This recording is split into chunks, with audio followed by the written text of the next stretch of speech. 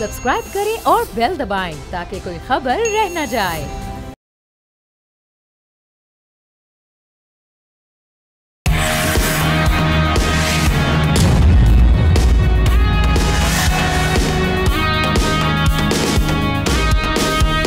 अस्सलामुअलैकुम, आप देख रहे हैं न्यूज़ पंच। मैं हूं आमना खटाना। नाजरीन, जिस तरह से हम देख रहे हैं कि महकमा दाखिला पंजाब ने दहशतगर्दी के खदशे के पेश नज़र अडियाला जेल के तमाम कैदियों बाशमूल बानी PTI से मुलाकातों पर 2 हफ्ते के लिए पाबंदी आयद कर रखी है, जिसके बाद पंजाब हुकूमत ने अली अमीन गंडापुर को अडियाला जेल का दौरा करने से रोकते हुए दरख्वास्त की है कि वो जेल का दौरा सिक्योरिटी थ्रेट के बायस मुलतवी कर दें।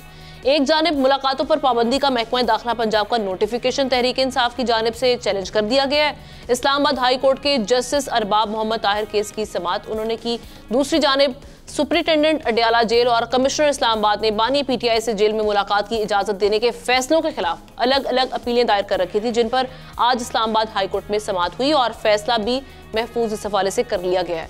फिर आज वजीर इत्तलात और नशरियात अता तारड़ भी मंजर आम पर आए। उन्होंने कहा कि डेरा गाजी खान, मियांवाली और अडियाला जेल का सिक्योरिटी ऑडिट किया जा रहा है।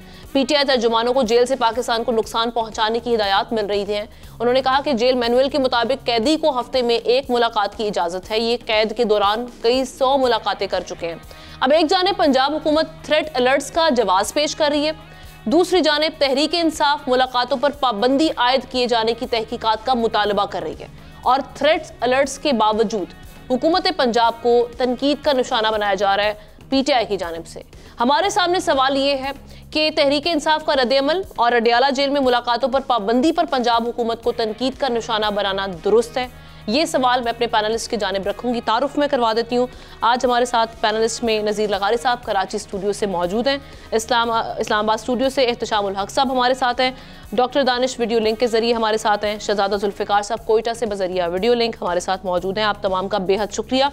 एहतशाम साहब, आप चूँकि इस्लामाबाद में बैठे हुए हैं वफाकी दारुल हुकूमत में, एक तो इस हवाले से वजूहात यही कि जो सिक्योरिटी थ्रेट्स हैं और दूसरा ये जो तनकीद इसके ऊपर की जा रही है रद्द-ए-अमल, इसको किस तरह से देख रहे हैं आप? मेरा ख्याल है हम ना दोनों पहलू देख लेते हैं। एक तो यह कि हुकूमत का नुक्ता नज़र है जो बड़ा वाज़ेह तौर पे आपने भी सुनाया, बताया भी गया कि सिक्योरिटी थ्रेट हैं। 3 हाई प्रोफाइल वहाँ पे कैदी हैं, जिसमें बानी PTI हैं, शाह कुरैशी हैं, परवेज़ लाई जो परवेज़ लाई हैं, और ये जर्नलिस्ट हजरात को भी कहा गया कि 2 किलोमीटर दूर आप चले जाएँ। ये तो वो थ्रेट की बात कर रहे हैं कि जी हमारी जो रिपोर्ट्स हैं स्पेशल ब्रांच की, उसके बाद बाकी इंटेलिजेंस एजेंसीज़ की और IB की, वो तो यही कह रही है कि चंद एक अखबान भी गिरफ़्तार हुए हैं जो बाकायदा मैप लेके पकड़े गए हैं कि उन्होंने किस तरीके से दहशतगर्दी का निशाना बनाना था, उसको या नहीं बनाना था। चलें, इसमें किस हद तक सदाकत है नहीं है इसको छोड़ देते हैं, लेकिन बुनियादी तौर पर तो आमना इस पर दो कोई राय नहीं है कि आप किसी आदमी को बुनियादी हकूक़ उसके हैं, सियासी कैदियों को भी हैं, आम कैदियों को भी हैं, आप किसी तरह भी उनको नहीं रोक सकते मिलने मिलाने से। हाँ, ये हो सकता है जहाँ बहुत ज़्यादा मामलात ऐसे हों तो आप क्या करते हैं कि सर्च ज़ोर से ज़्यादा कर देते हैं, बहुत ज़्यादा जिसको कहते हैं आप मैयर ऐसे लेते हैं कि किसी को मिलवाना भी है तो देख दाख के आप चले जाते हैं। तो बज़ाहिर तो ये नहीं लगता कि ये सस्टेन कर सकता है, अदालतें भी सोचेंगी ये क्या है। लेकिन दूसरा पहलू इसका भी है। दूसरा पहलू PTI के बारे में जिस तरह कहा जा रहा है, अभी आपसे भी बात हो रही थी, देखिए आमना एक होती है पावर पॉलिटिक्स, होती है पॉपुलर पॉलिटिक्स। पॉपुलर पॉलिटिक्स में बहुत कामयाब हैं, लेकिन पावर पॉलिटिक्स में जहां उनको जो बहुत कुछ आपने कंसीड करना पड़ता है वो नहीं करते। अभी जो लोग ये कहते हैं कि जी वो हम बार बार ये कहते हैं कि जी ये शायद उनका पॉलिटिकल कैपिटल ब्लीड करेगा अगर वो थोड़ा सा कंसीड करेंगे, सियासी जमातों से मिलेंगे। लेकिन आप देख लें जब 100 U-टर्न से लिए ज़्यादा, 100 से ज़्यादा U-टर्न, तो आपने देखा PTI के सपोर्टर क्या कहते थे, कहते जी बिल्कुल ठीक है जो हमारा लीडर कर रहा है। तो मुझे ऐसे में याद आता है वो नेल्सन मंडेला, वो जब आए थे हुक्मरानी करने के लिए तो उस वक्त एक लोगो होता था उनका, एक रग्बी उनकी खेल है, इंटरनेशनल प्लेयर होती है उनकी टीम।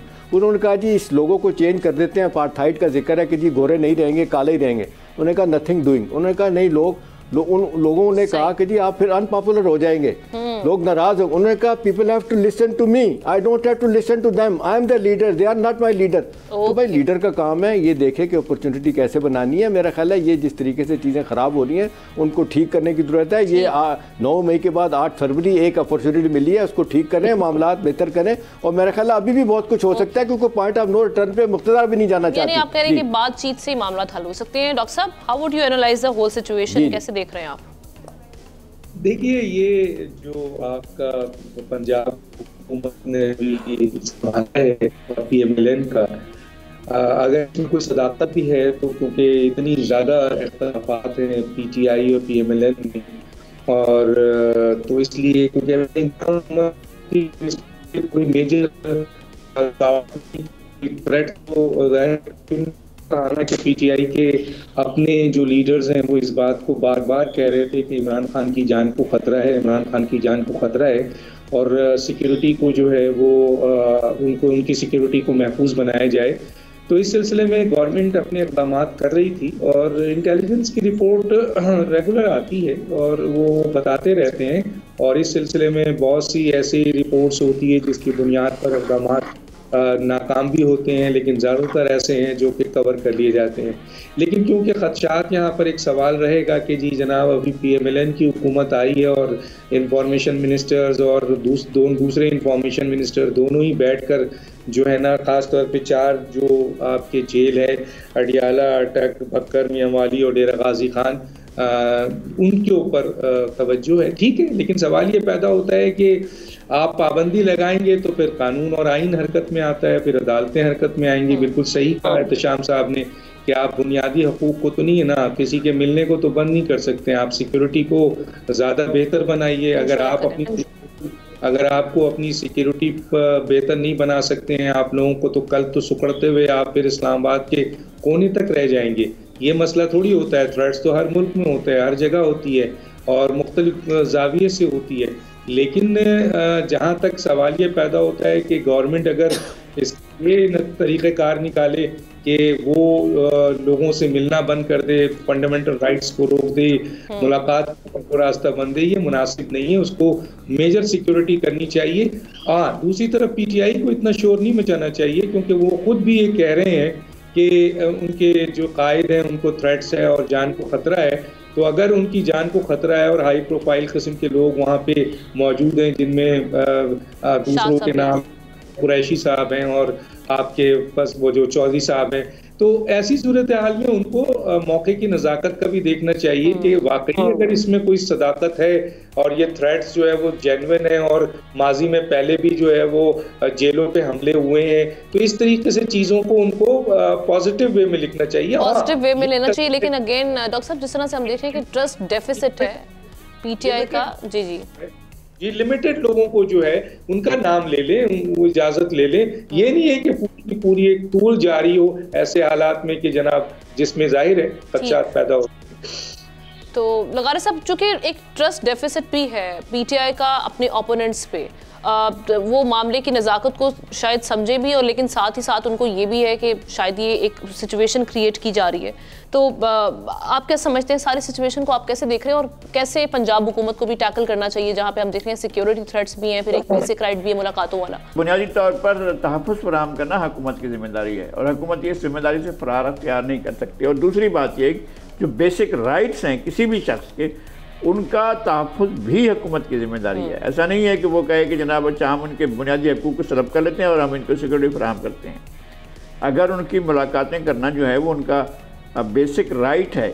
और दूसरी ये एक बात ये भी है कि सियासी कैदी हैं, अगर आप इनको अखलाकी कैदी भी कहें तब भी हम या तमाम लोग जो हैं वो इस बात को बिलीव करते हैं कि उनको अपने सियासी एक्शंस की वजह से इस सारी सूरत हाल का सामना करना पड़ रहा है। तो सियासी कैदियों के साथ इस तरह का सलूक तो वैसे भी नामुनासिब है। ये अखलाकी मुजरिमों से भी ज़्यादा अगर ख़तरनाक अब रवैया अख्तियार करेंगे और हुकूमत अगर ऐसा करेगी, तो मैं नहीं समझूंगा कि इसको काबिल तहसीन समझा जाना चाहिए। और ख़ास तौर पर इस वक्त मुल्क के सदर ममलिकत आसिफ अली जरदारी हैं, उनने इस सारी सूरत हाल को भुगता हुआ है। उनने 12 साल से ज़्यादा अरसा जो है वो कैद काटी हुई है, किसी जुर्म के साबित हुए बगैर इनको बंद रखा गया। और फिर उन्होंने उन लोगों के साथ जो है वो रिकन्सिलिएशन किया जिन लोगों ने इनको जेल में रखा। उन्होंने इस पर यह नहीं किया कि अना का मसला बना दिया। इमरान खान साहब के लिए भी है इस तरह से कोई चीज़ आप देखें सिंध में इस तरह से नहीं हुआ है कि जरदारी साहब को लोग नाराज़ हों या कि जनाब आपने क्यों मिलाया नवाज शरीफ से हाथ। वो समझते हैं कि सियासी अमल इसी तरह से होता है और लोग इसी तरह से आगे बढ़ते हैं। इमरान खान अगर इस खौफ में मुब्तला हैं कि अगर मैं मिलता हूँ आसिफ अली जरदारी से या नवाज शरीफ से या शहबाज शरीफ से तो मेरी पॉपुलरिटी कम हो जाएगी। तो मेरे ख्याल में ये अंदाज़ा उनका गलत है, उन्हें ऐसा नहीं सोचना चाहिए। और अगर लोग ये समझते हैं कि हमारा लीडर डील भी कर सकता है और वो किसी के साथ जो है वो जाकर मिल सकता है, तो फिर ऐसे लीडर की तो उन्हें ज़रूरत ही नहीं होनी चाहिए। यानी आप ये कह रहे हैं कि सियासत में बातचीत का रास्ता हमेशा खुला रहता है, और ये हमेशा खुला रहता है। आप अपने मौके पर रहते हैं। ये किसने कहा है उनको कि जनाब अपना मौका छोड़कर आप जाकर किसी से वो करें, मुज़ाकरात करें, आप वो जो है मुलाकातें करें? ऐसा किसी ने नहीं कहा है। और यही बात मैं ज़रदारी साहब के लिए कहता हूँ कि जिम्मेदारी है कि आप उनके राइट्स का ख्याल रखें। और ये कि अगर आप प्रेसिडेंट होंगे और तारीख में लिखा जाएगा कि अपोजिशन लीडर जो है आपके दौर में जेल में रहा है, तो ये आपके लिए और आपके नाम के लिए और आपके मनसब के लिए ये अफसोस की बात होगी। ऐसा नहीं होना चाहिए। जी शहजादा साहब। मेरे ख्याल में देखें, जिस नैरेटिव को बिल्ड किया है पीटीआई ने शुरू दिन से इन दो पार्टियों के मुतल्लिक, मौलाना साहब के मुतल्लिक, महमूद अचकज़ई के लिए, तो वो शायद वो इन खौफ उनको है कि हम इनसे अगर मिलेंगे, मुफाहमत की राह निकालेंगे, तो लोग ये कहेंगे कि फिर फ़ायदा क्या आपको। वो समझते हैं कि खौफ है कि वोट हमें मिला इस बुनियाद पे है कि हमने इनको ये अलकाबात दिए हैं और इनको कहा है ये सारा निज़ाम गलत है, रियासत मदीना है। बावजूद इसके, जैसे एहतशाम साहब कह रहे थे कि उनके लोगों को आप कुछ भी कह लें कि ये यू टर्न, ये रियासत मदीना, ये ग़ुलामी, अमेरिका की ग़ुलामी, फिर अमेरिका से जो ताल्लुकात और ये सारा कुछ, लेकिन उसके बावजूद लोग कहते हैं कि उनके जो लोग बिल्कुल वो कहते हैं नहीं वो ठीक है, वक्त के मुताबिक है और उसके मुताबिक है।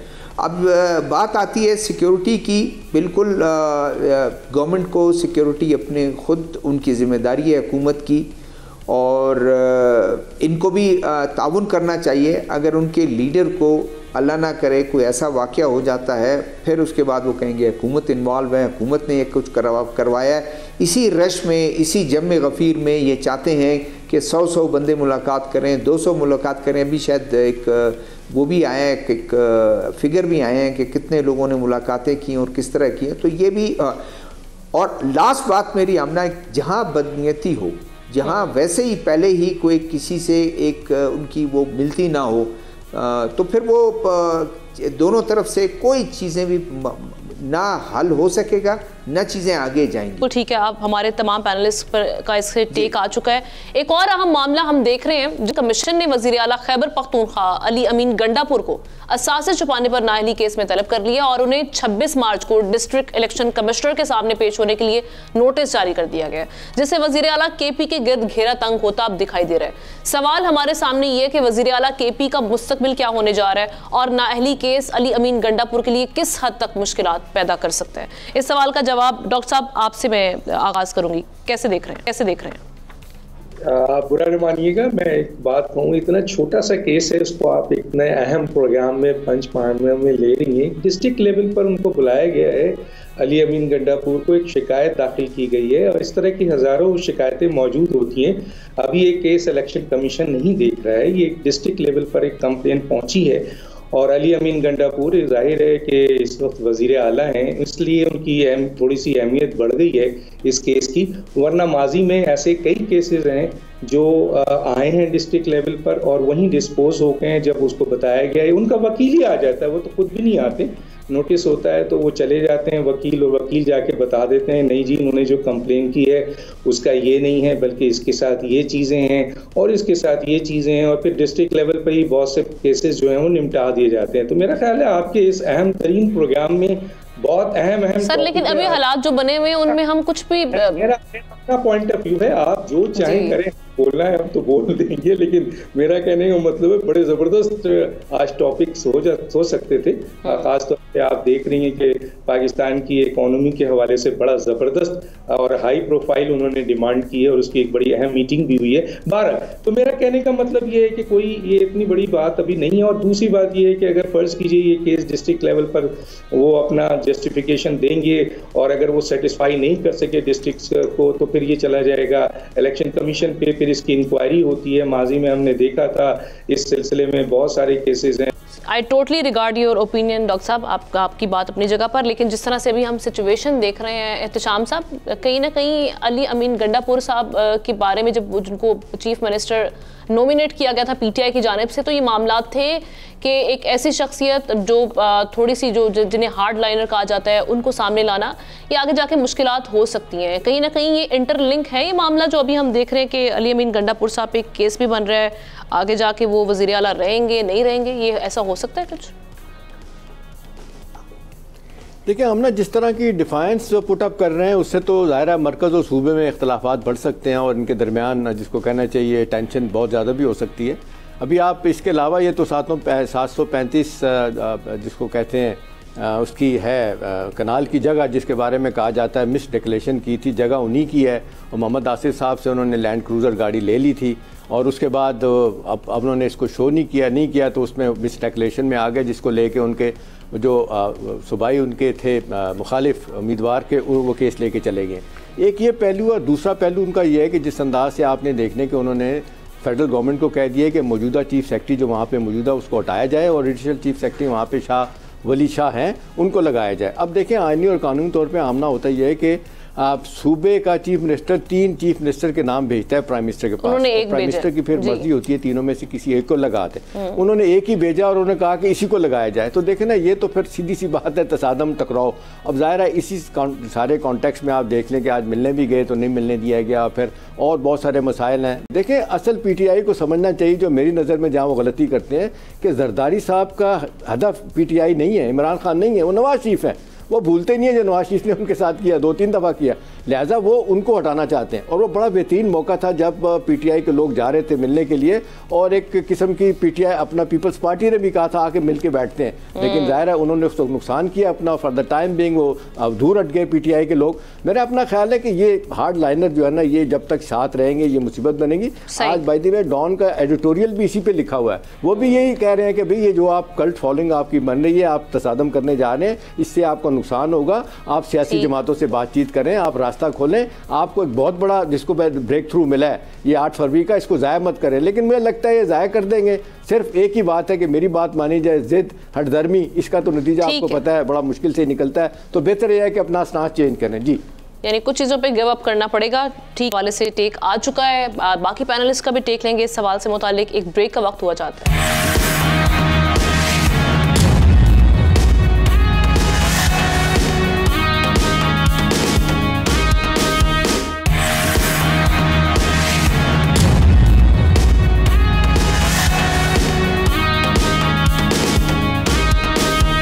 Welcome back once again. जिस तरह से हमारे सामने ये सवाल कि वज़ीर आला केपी का मुस्तकबिल क्या होने जा रहा है नाअहली केस के हवाले से और किस हद तक मुश्किलात उनके लिए पैदा हो सकती हैं, लगारी साहब आपका टेक इस पर?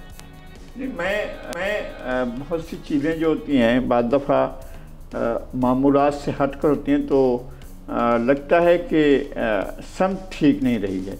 ये कौन सा तरीक़ाकार है कि chief executive of the province को आप उनके मनसब संभालते ही एक नोटिस जारी करते हैं और वह भी डिस्ट्रिक्ट इलेक्शन ऑफिसर होता है, मेरे ख्याल में एक कमिश्नर होता है, शायद नहीं होता है, लेकिन एक ज़िलाई सतह का अफसर जो है वो नोटिस भेज रहा है कि आप आएँ और फलां वजाहतें करें। तो ये इसका मतलब यह है कि महाजराई एक तरफ से नहीं हो रही है, महाजराई 2 तरफ से हो रही है। इलेक्शन कमीशन भी तो एक हद तक ऐसा काम कर रहा है कि अभी उन्होंने मनसब संभाला है, अभी उन्होंने अपने काम कारकर्दगी शुरू ही नहीं की, अभी उन्होंने काम करना ही नहीं शुरू किया। उससे पहले आपने जो है डायरेक्ट उन्हीं को टारगेट किया है। इस तरह के मामला दीगर अरकान के भी होंगे, हो सकते हैं। तो हमें कम से कम ये एहतराम तो रखना चाहिए कि अवाम ने मुंतखब किया है और उन्हें प्रोविंस का चीफ एग्जीक्यूटिव बनाया गया है और वो लीडर ऑफ द हाउस बने हैं, तो उनका भी एक प्रोटोकॉल बनता है। अगर ज़िले का एक अफसर बुलाता है ज़रूर बुलाए और उनको पेश भी होना चाहिए, लेकिन ये तरीक़ाकार जो है ये रिवायती ऐसा नहीं है कि जिसको हम कहें कि ये बहुत तारीफ़ के काबिल है, बहुत अच्छा है। लेकिन उन्हें भी ये समझना चाहिए कि हमने इस दुनिया में रहना है, इसी मुल्क में रहना है, इन्हीं हालात में रहना है और इन्हीं हालात में जो नाम बने हुए हैं इन्हीं के साथ। आपके नाम चेंज नहीं हुए, आपका तरीक़ाकार चेंज नहीं है, आपके जो हमारे यहाँ जो वे ऑफ रूलिंग है वो तब्दील नहीं हुआ है, हमारा तर्ज़ हुक्मरानी तब्दील नहीं हुआ है। तर्ज़ हुक्मरानी वही है जो नवाब ऑफ कालाबाग का था, जो गुलाम मुस्तफ़ा खर का हुआ करता था, जो किसी भी chief executive of the province का हुआ करता था वही तर्ज हुक्मरानी है, और जहाँ पर भी जिसको पकड़ना होता है वहाँ पकड़ भी लिया जाता है। लेकिन अगर चीज़ों को देख लिया जाए और जो चीफ एग्जीक्यूटिव बने हैं उन्हें भी इस सारे सूरत हाल को देखना चाहिए कि मैंने अपने सूबे के लोगों के लिए डिलीवर करना है या मैंने पॉइंट स्कोरिंग करनी है कि बस इससे मैं आगे बढ़ जाऊं, तो फिर पता चलेगा कि जनाब मैं अड़ गया था और मैंने कहा था कि मैंने 3 नाम भेजे थे, नहीं भेजे, मैंने एक ही नाम भेजा है और वो भी वहाँ पर पोस्ट 22 ग्रेड की है, हमने 21 का एक आदमी भेज दिया है। तो इसलिए जो है हमें उसी को चाहिए, हमने उसी के लिए। और अगर वो ऑप्शन के तौर पर चीफ जो वो हैं वज़ीर आज़म हैं, अगर वो कहते हैं कि नहीं हमें इसको नहीं रखना है तो हम इसको कहीं और लगा रहे हैं, तो फिर वो क्या करेंगे, उन्हें अपनी तौर पर देखना चाहिए। और मेरा ख्याल है कि इस तरह से इनको तलब करते रहना, अवामी नुमाइंदों को पेशियों के लिए तलब करते रहना जो है ये मुनासिब नहीं है। तो शहजाद जुल्फ़िकार साहब, ये प्रेशर एक जिस तरह से एक क्रिएट किया जा रहा है, आप समझते हैं कि ये काम करेगा, ये वर्केबल है, इससे चीज़ें ठीक होंगी? देखिए आमना, मैंने पहले कहा था कि जहाँ बदनीयती हैं, जहाँ एक दूसरे को तस्लीम नहीं करना है, तो वो किसी तरफ से भी हो, वो हम उसको नहीं कह सकते हैं कि पहल वहाँ से है यहाँ से, चीज़ें इस तरह से होंगी और कभी ये मसले हल नहीं होंगे। ये चीज़ें जो है टकराव की तरफ जाएगा, तसादुम की तरफ जाएगा और उसके बाद फिर यही हम इसी तरह प्रोग्राम में ये चीज़ें डिस्कस करते रहेंगे कि ये हो गया और अखबारात की जीनत बनती रहेंगी और तमाम सोशल मीडिया पे इसको जो है उछाला जाएगा। एक बात बहरहाल है, अगर उनको नोटिस दिया गया, कानून मौजूद है, कानून मौजूद है, उस कानून के तहत उनको नोटिस दिया गया है। अब वो साबित होता है नहीं, अगर साबित होता है तब भी कानून मौजूद है उसके मुताबिक। लेकिन ये हमारे मुल्क में, हमारे सिस्टम में ये एक अजीब सी बात होती है कि कानून उस वक्त हरकत में आता है जब आपको उसको प्रेशराइज करना है, आपने उसको अपने मुखालिफ को वो करना है, वरना कानून सोया होता है और आपको चले कोई नहीं, कोई ज़रूरत नहीं है, कोई भी कर ले। इस तरह के मेरे ख्याल में काम कई ऐसे लोग होंगे जिनको जुल्फ़िकार देखें, ये मसला खाली डिस्ट्रिक्ट इलेक्शन कमीशन का नहीं है, इसको इलेक्शन कमीशन के 2 मेंबर ने इसको सुना और प्रेमा फेशाई उन्होंने कहा कि ये यहाँ पे गलत बयानी हुई है, इसलिए उन्होंने डिस्ट्रिक्ट इलेक्शन कमीशन को वहाँ भेजा है केस। जी सर, मेरा मकसद यही कहने का है कि देखिए कानून मौजूद है, चीज़ें हैं और कानून उस वक्त हरकत में आता है जब आप अपने मुखालिफ को दबाना चाहते हैं। तो मैं समझता हूँ कि नेक नियति से सबको ये तस्लीम करना चाहिए कि रूल ऑफ द गेम इस तरह सेट करना चाहिए। आगे 5 साल आपने चलना है, 5 साल आपने चीज़ों को, पीटीआई भी ये रियलाइज़ करे, पीटीआई भी ये ना देखे कि हमने कभी वो शेडो कैबिनेट उन्होंने बना दिया, कभी उन्होंने जो है वो कोई जो है अजीब सी बातें उनकी है। तो मैं समझता हूँ प्रेशर ज़रूर रखें हुकूमत के, उस हुकूमत को इस तरह गलत काम ना करने दें, लोगों के पास जाएं, लोगों को आगाह करें कि गलत काम कर रहे हैं। लेकिन अगर आप इसी तरह चीज़ों को चलते रहेंगे, जब सिस्टम चाहता है तो स्टे ऑर्डर पर नवाज शरीफ वज़ीर आला रह जाते हैं, और जब सिस्टम चाहता है तो कासिम तूरी जो है वो 5 साल तक या 4 साल तक जो है वो डिप्टी स्पीकर रह जाते हैं, और आखिर वक्त तक ये तय नहीं होता है कि हारा हुआ शख्स जो है वो सिर्फ एक स्टे पर जो है वो मौजूद होता है। इसी तरह से शहबाज शरीफ जो है वो 4-5 साल तक रहते हैं चीफ मिनिस्टर और सिर्फ एक स्टे पर रहते हैं। अगर इस तरह से सिस्टम चलाना है तो फिर तो जाहिर है चलता रहता है, और अगर इनको बुला लिया गया है तो ठीक है, बिल्कुल ठीक लगारी साहब, बिल्कुल आप ठीक कह रहे हैं। देखिए मैं तो यही कह रहा हूँ कि रूल ऑफ द गेम जब अगर आप उसको देखें कि एक नो कॉन्फिडेंस का मोशन जब आ गया इमरान खान साहब के लिए, तो क्या होता जब आप लूज कर चुके हैं, चाहे आपके लोग टूट चुके हैं, चाहे आपके लोग अलग हो गए हैं, आप छोड़ देते ना, आपने असम्बली तोड़ना मुनासिब कि नहीं जी असम्बली तोड़ना है क्योंकि मैं इसमें नहीं हूँ। ये भी मतलब यही तो रवैया है कि हमें अपने रवैये को दुरुस्त करना चाहिए कि मेरे फेवर में चीज़ें आ रही हैं तो बिल्कुल ठीक है, तमाम चीज़ मेरे फेवर में नहीं है तो फिर आप उस पूरे उसको वो गेम को ही उलट पलट कर दें और कहें कि मेरे लिए कोई इसका फ़ायदा नहीं है। तो नेक नियति से मेरे ख्याल में दोनों तरफ से चलना चाहिए, और मैं एक्सपेक्ट करूँगा कि इस वक्त जरदारी साहब कोई रोल प्ले करेंगे करीब लाने के लिए, इसलिए नहीं कि किसी को हदफ बनाना है तब वो बात फिर शुरू हो जाएगी, नहीं, उनको नेक नियति से उनको और हुकूमत के दरमियान कोई ऐसा काम करना है जिससे चीज़ें बेहतर हों, इस मुल्क की बेहतरी हो। ठीक है, आपका भी इस पे टेक आ गया है। जिस तरह से हम देख रहे हैं हमारे तमाम पैनलिस्ट का इस पे टेक आ चुका है। एक और अहम मामला हम मुल्क की तारीख में हम देख रहे हैं जनाब, पहली बार सिविलियन हुकूमत में ऐवान बाला यानी सेनेट गैर फाल हो गया है। 2018 में मुंतखब होने वाले 52 सेनेटर्स रिटायर्ड हो गए हैं। दूसरी जानिब हुकूमती जमातों के 12 इसरार के बावजूद नेशनल असम्बली में हुकूमत का हिस्सा ना बनने वाली JUIF ने सेनेट के ज़िमनी इलेक्शन में पीपल्स पार्टी के रहनुमा यूसुफ रजा गिलानी की हिमायत यानी उनकी सपोर्ट का ऐलान कर दिया। सेनेट का ज़िमनी इलेक्शन इस्लामाबाद की एक, सिंध की 2 और बलूचिस्तान की 3 नशिस्तों पर होने जा रहा है। तो अब सवाल ये है कि सेनेट का गैर फाल होना मुल्की मामलात पर किस हद तक असरअंदाज हो सकता है और JUI सेनेट के ज़िमनी इलेक्शन में पीपल्स पार्टी की हिमायत पर कैसे मान गई है, ये सवाल लेके डॉक्टर साहब आपकी जानिब आऊंगी। देखिए, पाकिस्तान के तारीख में सेनेट जो है वो गैर फाल हुआ, ये सिविलियन हुकूमत में पाकिस्तान की तारीख में पहली दफ़ा है। इसके अलावा जब ज़ियाउल हक साहब और परवेज़ मुशर्रफ साहब ने असम्बली और सेनेट तहलील की थी तो वो दूसरा मौका था। लेकिन ये जो है ये कितनी बड़ी बदकिस्मती है, इलेक्शन कमीशन आपका कितना नाअहल नालायक इदारा है कि इसने ऐसे इक़दाम किए हैं जिसकी बुनियाद पर आज 1 महीने के लिए कोई 3 हफ्ता है, 4 हफ्ता का शुरू है, चले हम 4 ही हफ्ता ले लेते हैं, 1 महीने का सिर्फ 11 मार्च से 11 अप्रैल का। तो उस सूरत हाल में ये डिसफंक्शनल एग्जिस्ट तो करेगा लेकिन डिसफंक्शनल रहेगा। और देखिए, ये यहाँ तक रुकेगा नहीं। इसके बारे में सूरत हाल ये है कि जैसे आपको पता है कि सेनेट 6 साल के लिए होता है और 3 साल आधे होते हैं और 3 साल बाद आधे चले जाते हैं। अब जिन लोगों ने ये कॉन्स्टिट्यूशन बनाया था, क्योंकि जब कॉन्स्टिट्यूशन बना था तो उस वक्त स्पीकर के हवाले से तो ये था कि स्पीकर अगर दोबारा इलेक्शन भी लड़ लेता है या दूसरा वो वोट लेता है तब भी वो उस वक्त तक स्पीकर है जब तक नया स्पीकर वोट नहीं लेता।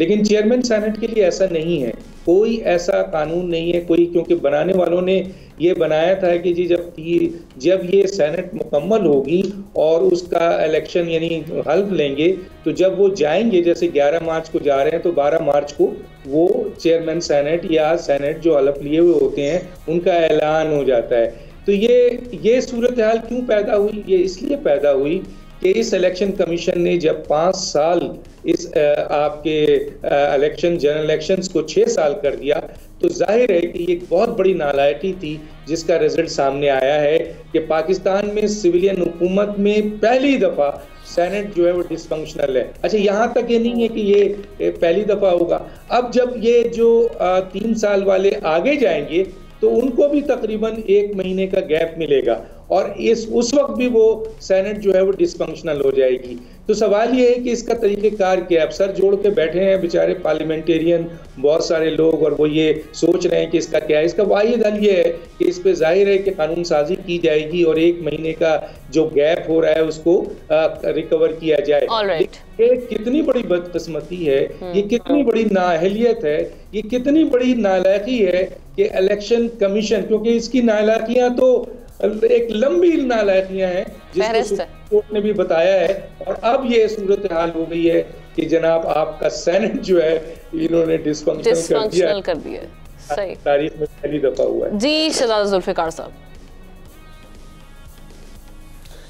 हाँ, ये एक मसला आ गया है और ये अभी शायद आइन में इसकी कोई ऐसे वो नहीं है और दोबारा से आपको कुछ ना कुछ आइन में तब्दीली करनी पड़ेगी और आइन में तब्दीली किस तरह करेंगे ये भी इनके लिए मुश्किलात होंगी और शायद ये इनके जहन में इस तरह से नहीं था और जो सूरत-ए-हाल बनी, आप एक नो कॉन्फिडेंस मोशन, PDM की हुकूमत और उसके बाद इलेक्शन को विद इन अ पीरियड जो है उसका इनेकाद नहीं, ये गैर मामूली सूरत हाल है। इस गैर मामूली सूरत हाल को अब दुरुस्त करने के लिए ताकि इसकी फिर बाद में दोहराया नहीं जाए, बार बार ना दोहराया जाए, तो इसके लिए जो है आइन में तब्दीली करना पड़ेगी और उनके ये करेंगे।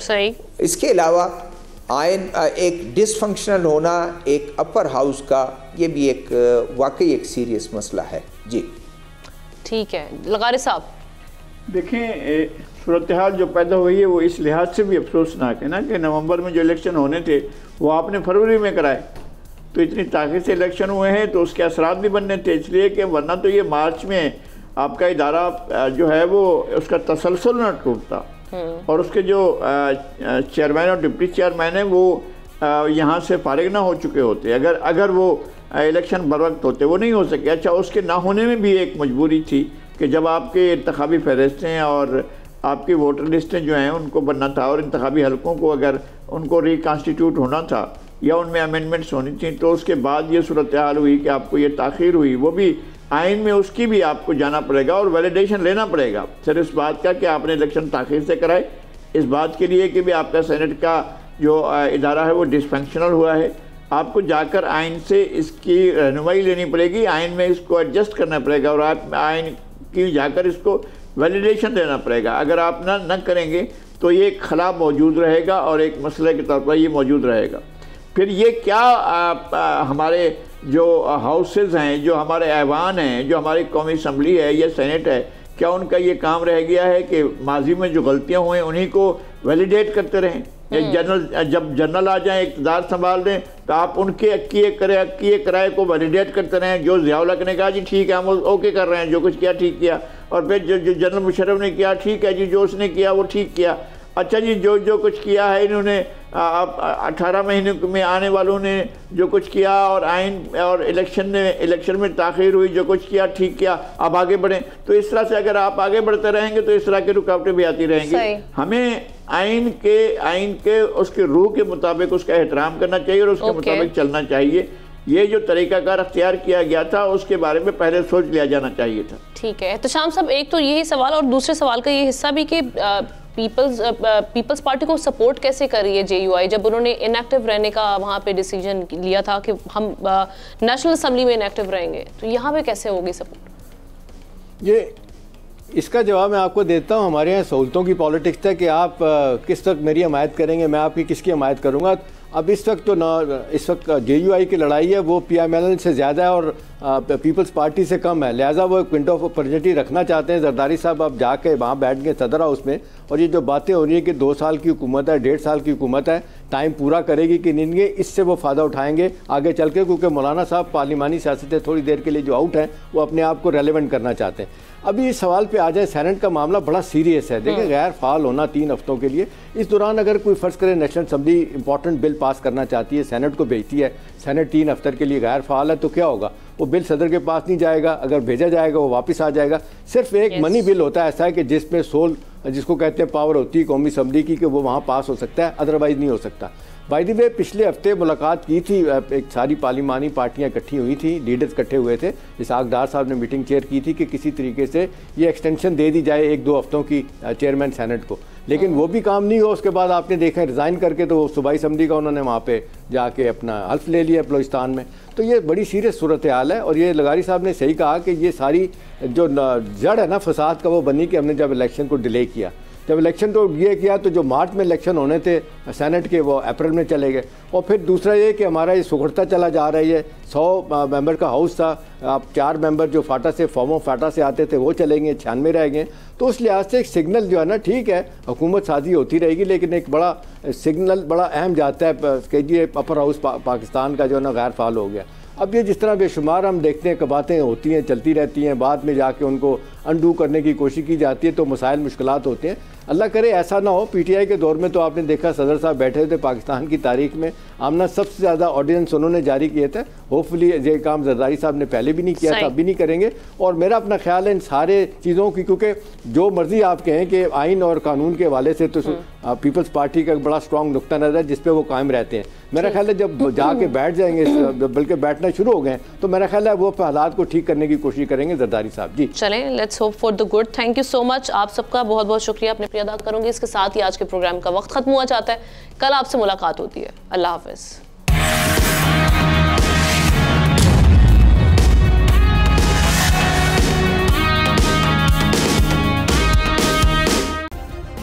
सब्सक्राइब करें और बेल दबाएं ताकि कोई खबर रह न जाए।